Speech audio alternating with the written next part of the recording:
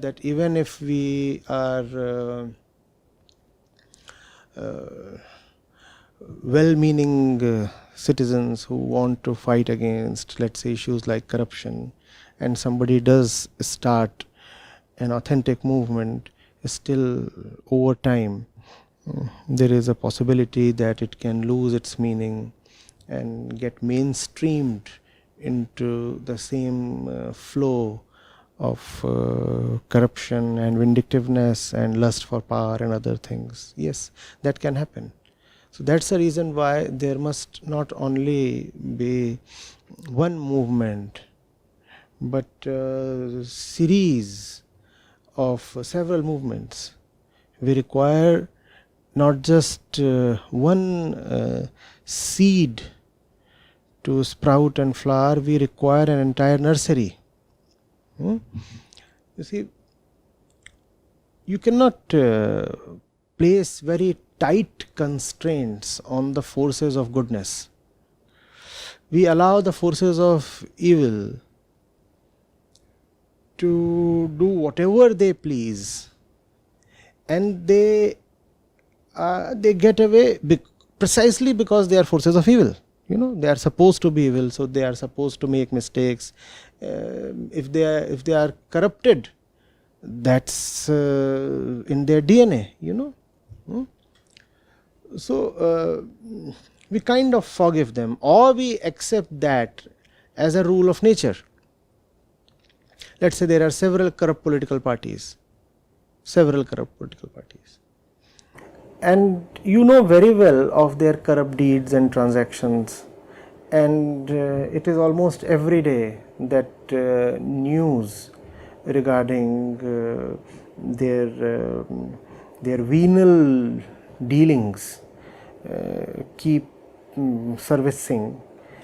And even as those news articles surface, it does not bother us too much because they are supposed to be corrupt. That's a mainstream political party. Obviously it's going to be corrupt.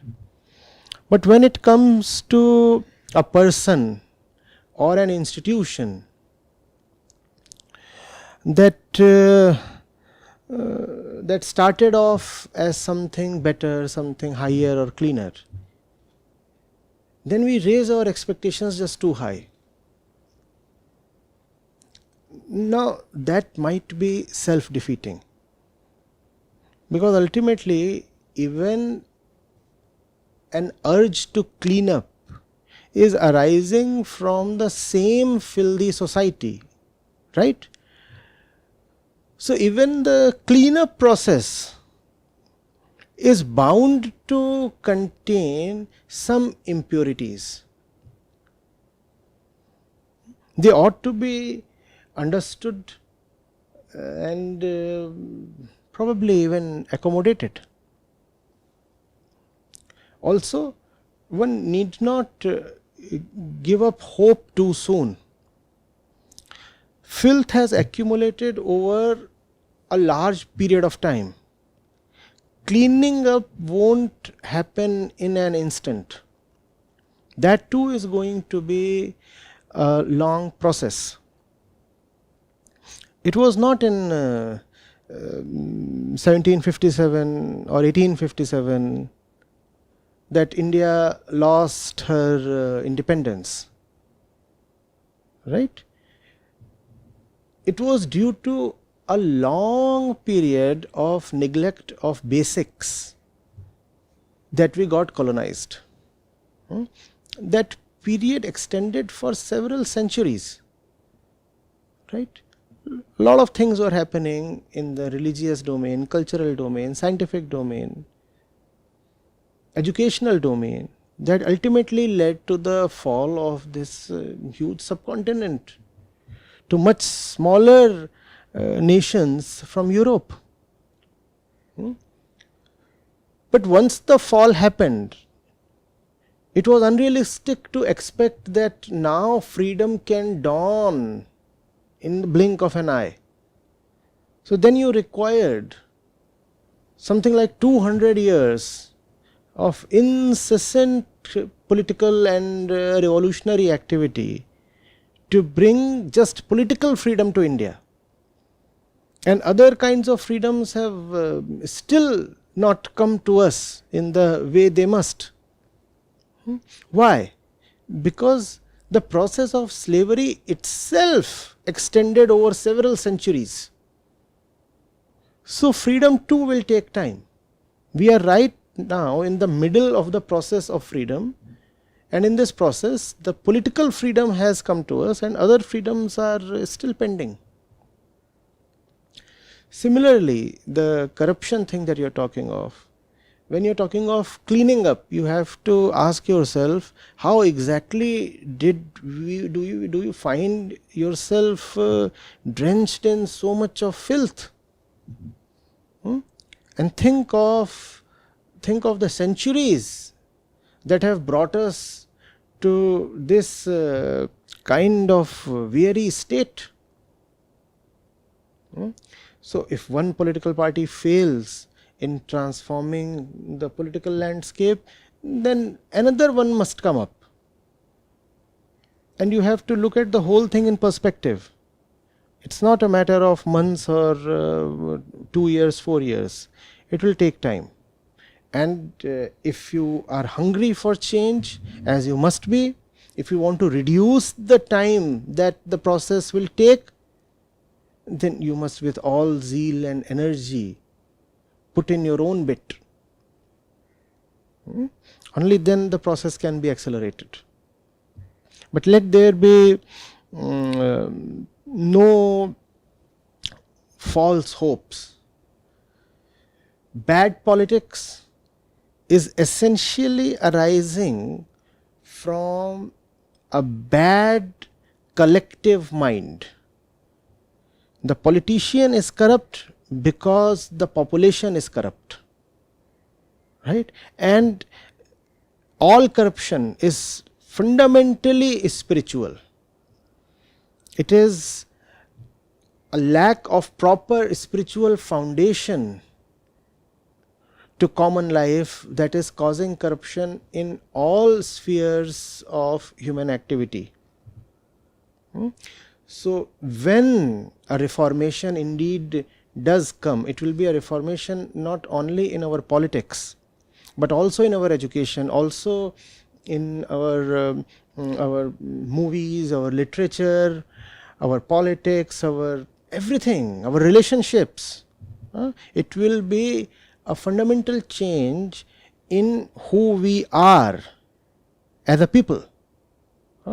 And if this kind of a cataclysmic change is to be brought about, let's be patient. Let's be patient with a desperate vigor. When it comes to action, we must act vigorously. When it comes to results, we must want them desperately. But equally, we must know that what we are asking for is something very big, and therefore it's definitely going to take time. Thank you, Acharya. That's all from my side. Thank you. Thank you. So, hello, Acharya. I'm Amal Surendra. So, my question is that I think more and more people nowadays are realizing the current predicament that they're in, as you were describing. And I think they realize that they need more in life than what their current life offers. But there are also many false sources, out there that claim to offer enlightenment to people. So how does a common person or like a common, possibly gullible mind seeking a change in life differentiate from the good channels, differentiate the good channels from the bad? Channels in which domain? Do you have something particular in mind? I don't have a particular. It can be, I think, anything. It can be in terms of be it medicine or literature or just anything general about their lives. So everyone has different things they want to improve about themselves, and they seek different channels. And I think nowadays the options are plenty. So how does one go about recognizing what is right for them? I think we ought to be a little more loving towards ourselves. No? We need the right kind of selfishness. You said medicine. Somebody is offering you medicine. Obviously, you must be in the best position to judge whether the medicine is working, whether it's worth anything. No? How is it possible that somebody gets away selling you trash in the name of treatment? The results are on you, the impact is upon you. So you know what is happening, you know what you experienced, what you became, what and how much you had to pay up in the entire process. You know what you gave and what you got. So how is it possible that people are being conned so easily? Somebody tells you, I have made a great movie, come and watch it. You go there, you are the recipient of the visuals and the sounds and the entire experience. Who but you can for sure declare what the movie is worth for? How is it possible that you emerge from a third-rate movie and you do not know how you felt about it? But we do see all kinds of stupid movies succeeding at the box office. 300 crores, 600 crores, 1000 crores. We see all kinds of rubbish succeeding in the name of literature. National bestseller, international bestseller, lakh copies sold, 2 lakh copies sold, 10 lakh copies sold, and that fellow is peddling nonsense of the worst kind. Trash in the name of philosophy, superstition in the name of spirituality, and still the fellow is succeeding. Do we care for ourselves? When I am reading something, am I asking myself, what is the impact this is having on me? Am I any better off by consuming this literature or this person or this medicine or whatever it is? There is so much that the world serves up for our consumption, and extracts a price from us. No, nobody gives us anything for free. When you take that in, are you asking yourself, what did I get out of it? Or are we so unthinking and so insensitive towards ourselves that we just don't bother? Let's say you have been called to a party. You went to the party. You spent a fair amount dressing up and doing all the stuff that is needed. And for 6 hours you were there consuming the loud blaring music and the booze and the inebriating visuals. The entire atmosphere was designed to pull you down in terms of your consciousness. Is it not important that when you return you ask yourself, what was the whole thing about? What did I get out of it? Do we take stock? Do we pause to reflect? Or next morning when you get up with a heavy hangover, you just carry on as if nothing has happened, as if those 6 or 8 hours never existed in your life in the first place. You invested 6 hours there, you invested your money there. Must you now not ask yourself, what did I get out of that? And if you do not ask that question, then you will repeat that experience because that experience is mainstream. That experience is being sold very aggressively by the culture and the market. Are you getting it? You are enrolled in a course. You are enrolled in a relationship. You set out for a pilgrimage. You say, I'm hanging out somewhere with my buddies. Must there not be a certain self-awareness? What am I doing to myself? What is this experience giving to me? And I'm, yes, talking of a certain selfishness and calculativeness. You have one life and you have a limited number of moments. Must you not calculate where those limited number of moments are disappearing into? And time can just fly away. You will think you are doing something worthwhile, and meanwhile the clock is ticking. The clock has no special consideration for you. Take an example. I hope we are together till this point. Yeah, sir. Take an example. Let's say there is an elevator, right? And you have to go from the first floor till the 8th. And instead you take the stairs, right? And your friend takes the lift. All the time when you are climbing up the stairs, how do you feel? Do you feel unemployed, free, doing nothing, purposeless? No. When you are going up the stairs, you feel very purposeful. You feel as if you are doing something important, right? Not only are you doing something important, you are also investing a lot of energy in it.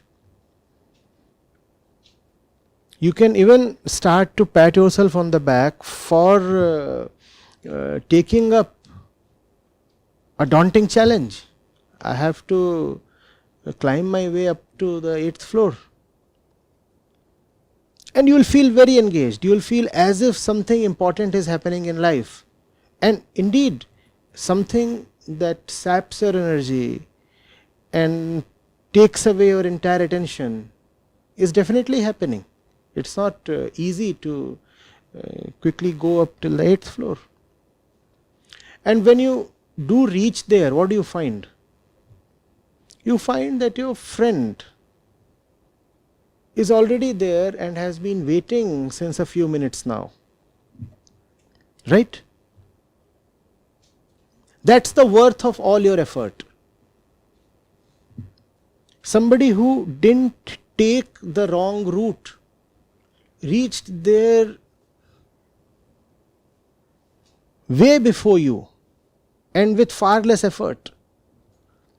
But we keep just struggling through life thinking that the staircase is the only way to rise. Why? Because the staircase is probably the thing that everybody is taking. There are lots of people there. It's a hypothetical example. I know very well that if there is an elevator and a staircase, nobody would take the staircase. But just consider the example for what it points towards. But won't we, as people, won't we also look for something that makes our journey meaningful? Like in terms of like, if we want to get somewhere, we want to do it in a way that we believe that the means also justify the ends, and we want to have. What is the end? First thing, I get what you're saying. It's a very valid thing.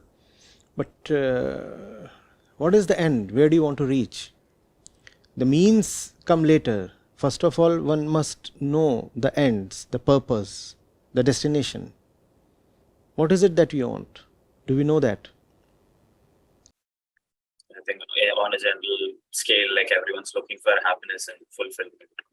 Yeah, but then nobody is just 1 second old right now.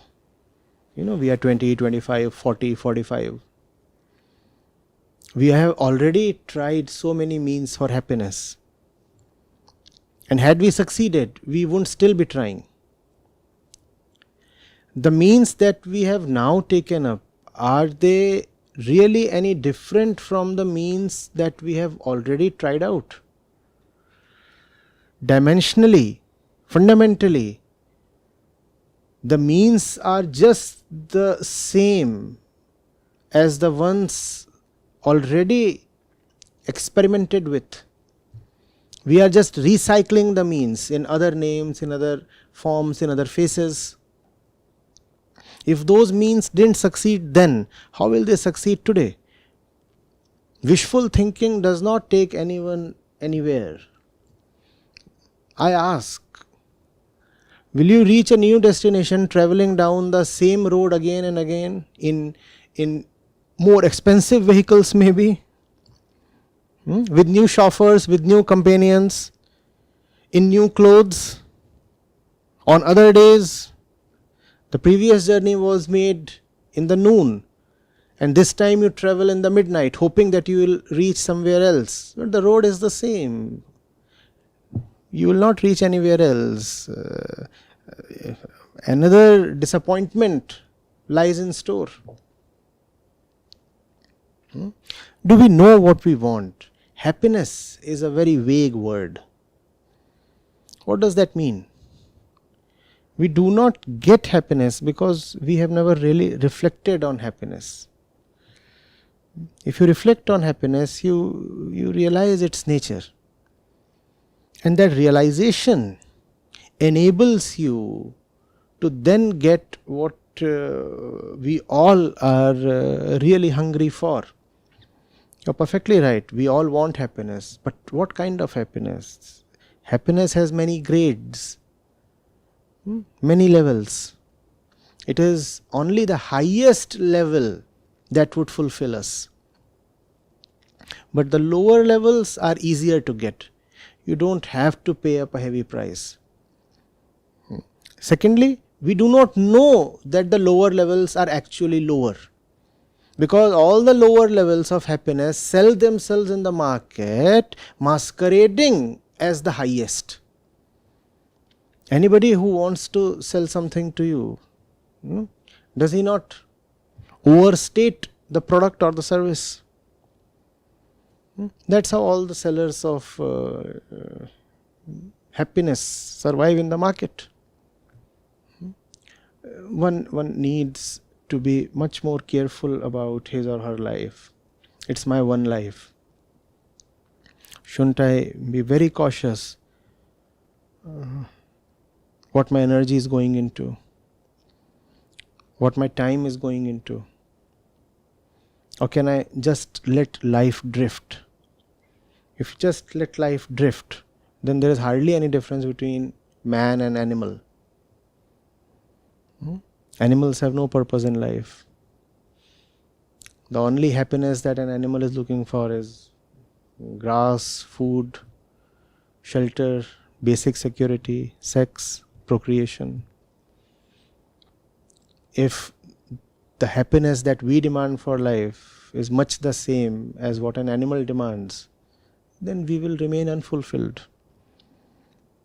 The animal has no need for fulfillment. We will have no scope for fulfillment. We will suffer. The animal does not. Yeah, thank you so much for your answer. I think the point about reflection really struck out to me.